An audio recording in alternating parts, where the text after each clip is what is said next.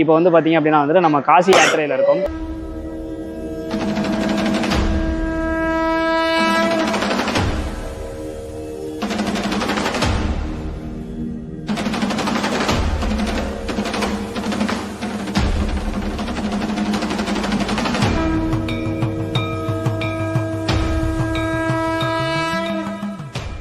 காசி யாத்திரையில் எங்கெங்கே போகணும், எங்கெங்கே நீங்கள் கண்டிப்பாக மறக்காமல் சுற்றி பார்க்கணும் அப்படின்றது எல்லாத்தையுமே டீட்டெயிலாக சொல்லிட்டு இருக்கோம். இந்த மாதிரியான இன்ஃபர்மேஷன்லாம் தெரிஞ்சுக்கணும்னா மறக்காம நம்ம சேனலை சப்ஸ்கிரைப் பண்ணி வச்சுக்கோங்க.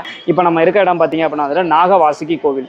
இது எங்கே இருக்குது அப்படின்னு பார்த்தீங்கன்னா வேணிமாதவர் கோவிலேருந்து ஒரு கிலோமீட்டர் டிஸ்டன்ஸில் தான் இருக்குது. நீங்கள் யார்கிட்ட கேட்டாலும் இங்கே கொண்டாந்து விட்ருவாங்க. இந்த கோவில் வந்து மிக மிக வரலாறு சிறப்புமிக்க கோவில். இந்த கோவிலில் என்ன நடந்துச்சு அப்படின்னு பார்த்தீங்கன்னா, வாசுகி பாம்பு பார்க்கடலை கடைஞ்சதுக்கு அப்புறமேட்டு இங்கே தான் வந்து ஓய்வெடுத்ததாக நம்பப்படுது. அது மட்டும் இல்லாமல் இந்த கோவில் வந்து பிரம்மரோட பசங்க கட்டினதாகவும் நம்பப்படுது. இந்த கோவிலுக்கு நீங்கள் வந்தீங்க அப்படின்னா நாகதோஷம், சர்ப்பதோஷம் எதுவாக இருந்தாலும் நீங்கிரும் அப்படின்ற மாதிரியும், அவுரங்கசீப் காலத்தில் வந்து இந்த கோயிலை இடிக்கிறதுக்காக முயற்சி பண்ணப்ப பாம்பு வந்து அவரை தீண்டிட்டதாகவும் ஒரு வரலாறும் இருக்குது. ஓகேங்களா? ஸோ இந்த கோயில் வந்து ரொம்ப பழைய கால கட்டிடமாக இருக்குது, ரொம்ப அற்புதமாகவும் இருக்குது. 5 தலையை குறிக்கிற மாதிரி 5 மண்டபங்கள் இந்த இடத்துல இருக்குது. அதே மாதிரி பார்த்தீங்க அப்படின்னா மிகப்பெரிய வந்து வாசுகியோட சிலையும் இருக்குது. 5 தலையோட வாசுகியோட சிலையும் இருக்குது. அதுதான் மூலவராகவும் இங்கே இருந்துக்கிட்டு இருக்குது. இப்போ வந்து நம்ம பிரயாகராஜை வந்து சுற்றி பார்த்துக்கிட்டு இருக்கோம். ஆல்ரெடி 2-3 கோயில் சுற்றி பார்த்தாச்சு. இப்போ வந்துட்டு ஏதோ ஒரு மந்திருக்கு இந்த ஆட்டோக்காரர் கூட்டி போயிட்டு இருக்காப்புல. இங்கே பாருங்க, இவன் என்ன பண்ணிக்கிட்டு இருக்கா அப்படின்னா டிரான்ஸ்லேஷன்ல போட்டு வந்து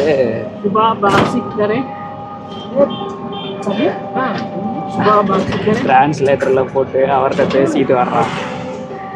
அது தப்பா சொல்லுதா என்னன்னு தெரியல, அவருக்கு புரியாம திருன்னு முழிக்கிறாப்புல.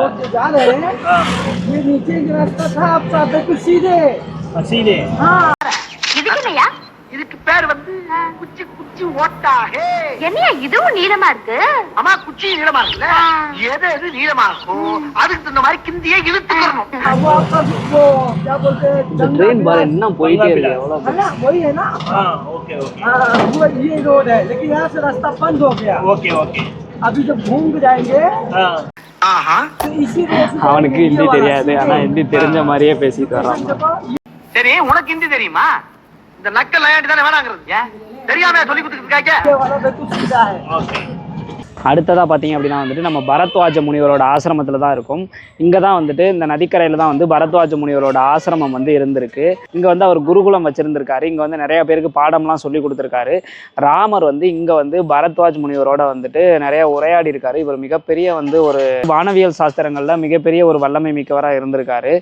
ஸோ இங்கே வந்தீங்க அப்படின்னா இந்த இடத்த வந்து நிறையா சுற்றி பார்க்கலாம். இதில் வந்து சைட்லலாம் பார்த்தீங்கன்னா டிராயிங் நிறையா இருக்குது. உள்ளர பார்த்தீங்க அப்படின்னா வந்துட்டு பரத்வாஜ் முனிவரோட சிலை, அதுக்கப்புறமேட்டு சிவலிங்கம், இது எல்லாமே இருக்குது. ரொம்ப வைப் வந்து நல்லாவே இருக்குது. ஆனால் என்ன, இங்கே இருக்கவங்க வந்து இது ப்ரைவேட் அப்படின்னு நினைக்கிறேன். சும்மா வந்துட்டு காசு கேட்டுக்கிட்டே இருக்கிறாங்க. காசு போடுங்க, உண்டியலில் போடுங்கன்னு எல்லா இடத்துலையும் கேட்டுக்கிட்டே இருக்காங்க.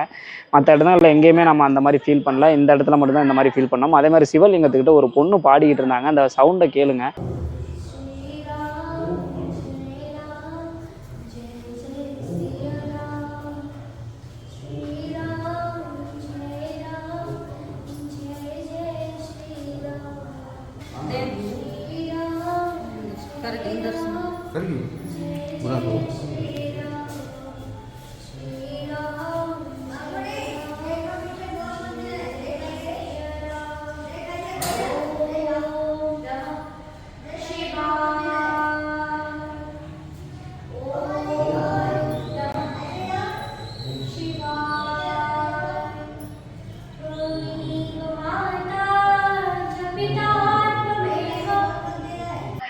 அந்த பொண்ணு தான் அங்கே போகிற பொண்ணுன்னு நினைக்கிறேன். பயங்கரமான ஒரு வைபாக இருந்துச்சு. அந்த வாய்ஸு சூப்பராக இருந்துச்சு. ரொம்ப அற்புதமாக பாடினாங்க. ரொம்ப நேரமாகவே பாடிட்டு இருந்தாங்க. ஸோ அந்த ஃபீல்லாம் பண்ணிவிட்டு நம்ம வெளியில் வந்தாச்சு. வந்தோன்னே திருப்பியும் காசு கேட்டு சேஞ்ச் இல்லைங்கிறோம், சேஞ்சை நாங்கள் தர்றோன்னு சொல்லி காசு வாங்கிட்டு தான் விட்டாங்க. ஸோ அடுத்ததாக எங்கே போகிறோம் அப்படின்னா அடுத்த இதில் சொல்கிறேன்.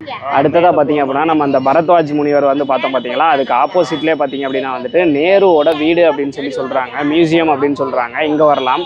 இதுக்கு பார்த்தீங்கன்னா கிரவுண்ட் ஃப்ளோர் மட்டும் பார்க்குறதுக்கு 30 ரூபா, மேலே பார்க்குறதுக்கு 100 ரூபா, அது மாதிரி வந்து டிக்கெட் ப்ரைஸ் மாறி இருக்குது. நம்ம கிரவுண்ட் ஃப்ளோர் மட்டும் தான் எடுத்திருக்கோம். போய் பார்ப்போம் உள்ளே எப்படி இருக்குது அப்படின்னு சொல்லிட்டு வாங்க போகலாம். கிரவுண்ட் ஃப்ளோர்லேயே நிறைய விஷயங்கள் இருக்குது. நீங்கள் 100 ரூபா கொடுக்கணுன்ற அவசியம் இல்லை, 30 ரூபாய்க்கு நிறைய விஷயங்கள் பார்த்துடலாம். என்னென்னு பார்த்தீங்கன்னா உள்ளே நிறையா ஃபோட்டோஸ் இருக்குது. நேரு தங்கியிருந்த ரூம் இருக்குது, அவங்க சாப்பிட்ட பொருள் இருக்குது, காந்தி தங்கியிருந்த ரூமு, அவர் யூஸ் பண்ண அந்த துண்டு, அந்த ராட்டினம் அவர் சுற்றினார் பார்த்தீங்களா, அந்த நூல்கண்டு சுற்றுறதுக்காக அந்த ராட்டினம் இருக்குது, அவர் படுத்திருந்த பெட் இருக்குது, அவரோட செப்பல் இருக்குது, தனித்தனியாக சூப்பராக வந்து பண்ணியிருக்காங்க. ரொம்ப நல்லாவே மெயின்டைன் பண்ணுறாங்க, சூப்பராக இருக்குது. இந்த இடத்த இங்கே வந்தீங்க அப்படின்னா மிஸ் பண்ணாமல் போயிருங்க. நிறையா ஃபோட்டோஸ்லாம் இருக்குது, இம்பார்ட்டண்ட்டான ஃபோட்டோஸு. செங்கோட்டையில் ஃபஸ்ட்டு கொடியேற்றின ஃபோட்டோ, நேரு சின்ன குழந்தையில இருந்தது, அவங்க நேரு ஃபேமிலியோட மொத்த வரலாறுமே இருக்குது. சூப்பராக இருந்துச்சு இடம். இவ்வளோ பெரிய வீட்டில் அவங்க வாழ்ந்துருக்காங்கன்னு நினச்சாலே ஆச்சரியமாக இருக்குது. அந்த காலத்திலே அவ்வளோ பெரிய பணக்காரங்களாக இருந்திருக்கிறாங்க அப்படின்னு நினைக்கிறப்ப ஆச்சரியமாக இருக்குது. ஸோ கண்டிப்பாக வந்துட்டு இந்த இடத்த மிஸ் பண்ணாமல் பார்த்துருங்க. அடுத்ததாக எங்கே போகிறோன்னு அடுத்த வீடியோவில் சொல்கிறேன். மறக்காம நம்ம சேனலை சப்ஸ்கிரைப் பண்ணி வச்சுக்கோங்க, மறக்காம நம்ம சேனலை ஃபாலோ பண்ணிக்கோங்க. தேங்க்யூ. ஹலோ ட்ராவலர்ஸ், நம்மளோட டே 3ல் வந்துட்டு பார்த்தீங்க அப்படின்னா வந்துட்டு பிரயாகராஜில் இறங்கி திரிவேணி சங்கமத்தில் குளிச்சுட்டு இங்கே என்னென்ன எக்ஸ்ப்ளோர் பண்ணணுமோ அது எல்லாமே எக்ஸ்ப்ளோர் பண்ணியாச்சு. அடுத்ததான் நம்ம போக வேண்டிய இடம், நீங்களுமே சரி காசி யாத்திரை வந்தீங்க அப்படின்னா பிரயாகராஜில் இங்கே திரிவேணி சங்கமத்தில் எல்லாத்தையுமே அந்த லிங்கத்தெல்லாம் கரைச்சிட்டு அடுத்ததாக நீங்கள் போக வேண்டிய இடம் எங்கே அப்படின்னு பார்த்தீங்கன்னா கயா. கயா எதுக்காக போகணும் அப்படின்னா அங்கே தான் வந்து இறந்தவங்க முன்னோர்களோட, அதுவும் பெண் யாராவது இறந்துருந்தாங்க, அவங்க முன்னோர்கள் இறந்துருந்தா அங்கே தான் இருப்பாங்க. அங்கே தான் நம்ம போக போகிறோம். அங்கே போய் அவங்களுக்கு திதி கொடுத்துட்டு அங்கேருந்து தான் நம்ம காசிக்கு போகணும். ஓகேங்களா? ஸோ நம்ம வந்து மதியமே வந்து எல்லாத்தையுமே முடிச்சிட்டோம். அதுக்கப்புறமேட்டு ஒரு ஹோட்டலில் போய் சாப்பிட்டோம். தோசை தான் சாப்பிட்டோம். தோசைக்காக நாங்களே தேடி போய் அந்த தோசையை சாப்பிட்டோம். சுமாராக தான் இருந்துச்சு. கண்டிப்பாக நம்ம தமிழ்நாடு டேஸ்ட்டு வரல, ஏதோ ஓகே அப்படிங்கிற மாதிரி இருந்துச்சு. ஸோ அங்கே சாப்பிட்டுட்டு வந்தோம். நேராக ஜங்ஷனுக்கு வந்துட்டோம். நம்ம ஏற்கனவே சொன்ன மாதிரி கம்மி பட்ஜெட்டில் போகிறதுக்கு பார்த்தீங்க அப்படின்னா ட்ரெயின் தான் ஒரு பெஸ்ட்டான ஐடியா. கிட்டத்தட்ட வந்து 356 கிலோமீட்டர் இங்கேருந்து கயா. அதுக்கு டிக்கெட் பார்த்தீங்கன்னா பர் பர்சனுக்கு 140 ரூபா தான் வந்துச்சு. ஸோ 140 ரூபாய்க்கு நம்ம டிக்கெட் எடுத்தாச்சு. ஸோ இனிமேல் ட்ரெயினுக்காக வெயிட்டிங்கு. ட்ரெயின் பார்த்தீங்கன்னா இப்போ 1:30க்கு ஒரு ட்ரெயின் இருக்குது, இன்னும் வரல. இதுக்கப்புறமேட்டு சாயந்தரம் 4 மணிக்கு ஒரு ட்ரெயின் இருக்குது. ஏதாவது ஒரு ட்ரெயினில் ஏறி நேராக வந்து நம்ம கயா போயிடுவோம். கயா போயிட்டு அங்கே என்ன பண்ண போகிறோம் அப்படிங்கிறத நம்ம எக்ஸ்ப்ளோர் பண்ணுவோம். இன்னொன்று எப்படின்னு கேட்டிங்கன்னா, நம்ம அன்ரிசர்வ்டாக போகிறப்ப எங்களுக்கு வந்து இது தெரிஞ்சிருந்துச்சு அப்படின்னா நாங்கள் கரெக்டாக டிக்கெட் வந்து ரிசர்வேஷன் பண்ணி வந்திருப்போம். இந்த வீடியோவில் நாங்கள் சொன்னது அதுதான். உங்களுக்கு நாங்கள் கைட் பண்ணுறோம், கரெக்டான முறையில் கம்மி பட்ஜெட்டில் எப்படி போகிறதுன்னு கைட் பண்ணுறோன்ற மாதிரி சொல்லியிருந்தோம். பிரயாகராஜில் இறங்குறதே எங்களுக்கு தெரியாது. அப்புறமேட்டு தான் நாங்கள் தெரிஞ்சுக்கிட்டு இங்கே இறங்கி இங்கே எல்லாமே கரெக்டாக பண்ணிட்டோம் ப்ராப்பராக. அடுத்தது கயா போகணும். ஸோ நீங்கள் என்ன பண்ணுறீங்க அப்படின்னா வரையிலே கரெக்டாக பிரயாகராஜுக்கு டிக்கெட் போட்டுருங்க. இப்போ இங்கே வந்து ஈவினிங் இறங்குறீங்க அப்படின்னா அடுத்த நாள் மதியத்துக்கு மேலேயோ இல்லை அடுத்த நாள் ஈவினிங்கோ வந்துட்டு கயாவுக்கு டிக்கெட் போட்டுருங்க. எல்லாமே ரிசர்வ் பண்ணிட்டீங்க அப்படின்னா பெட்டராக இருக்கும். இப்போ நாங்கள் ரிசர்வ் பண்ணாததால் ரொம்ப கஷ்டப்பட்டு தான் போகணும். கியூ பார்த்தீங்க அப்படின்னா பயங்கரமாக நிற்கிது. எல்லாமே அங்கே போகிறதுக்காக தான் நிற்கிறாங்க. ஸோ கூட்டம் பிச்சு உதற போது நாங்கள் நின்றுக்கிட்டே போகிற மாதிரி இருக்குமா, ட்ராவல் வேறு 4 to 5 ஹவர்ஸ் இருக்கும்னு நினைக்கிறேன். ஸோ நின்றுட்டு போகிறோமா, என்ன பண்ண போகிறோன்னு தெரில. இந்த மாதிரி ஒரு பிரச்சனை வரக்கூடாதுன்னா நீங்கள் அங்கேருந்து கரெக்டாக டிக்கெட் போட்டுருங்க. பிரயாகராஜிலேருந்து கரெக்டாக கயாவுக்கு டிக்கெட் போட்டுருங்க.